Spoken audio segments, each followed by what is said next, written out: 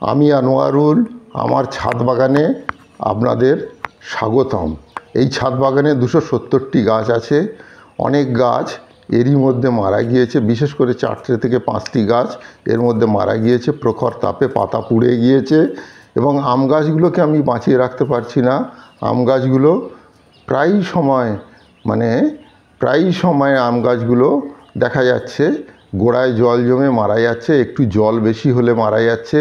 এই বাগানের মধ্যে লেবু গাছ আছে প্রায় 35টি, আম গাছ আছে 55টি, আপেল গাছ আছে 32টি, নাশপাতি গাছ 2টো, অ্যাভোকাডো 7টা এবং পার্সিমন আছে 20টা। এছাড়া পেয়ারা গাছ প্রায় 17টা আছে এবং আরও অন্যান্য গাছ 1টা 2টো করে আছে। তা আমি প্রত্যেক দিন সকালে গাছে জল দিই। শুধু জল নয়, এই জলের সাথে মিশ্রিত করে রাখি সার 19-19-19 অথবা মাঝে মাঝে সুফলা 10-26-26 এবং কিছু পটাশ সারও দিয়ে থাকি। তার সাথে ইনসেকটিসাইড এবং পেস্টিসাইড এবং ফাঙ্গিসাইড, ইনসেকটিসাইড এবং ফাঙ্গিসাইড, মাঝে মাঝে জৈব সার দিয়ে থাকি, মাঝে মাঝে ট্রাইকোডার্মা দিয়ে দিই।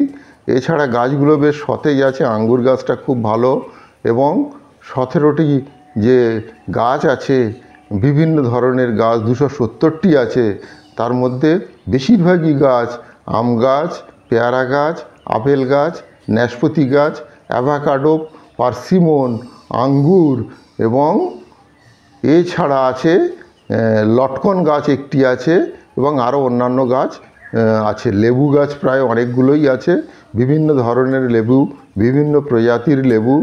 এইভাবে জল দিয়ে থাকি আমি।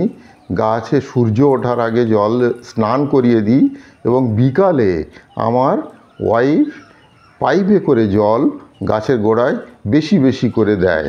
তা দিনে 2বার জল দিলে এই প্রখর রোদে, বিশেষ করে যেখানে 44 ডিগ্রি সেন্টিগ্রেড তাপমাত্রা উঠে যাচ্ছে, সেখানে গাছগুলোকে বাঁচিয়ে রাখা সম্ভব। নমস্কার, ভালো থাকবেন।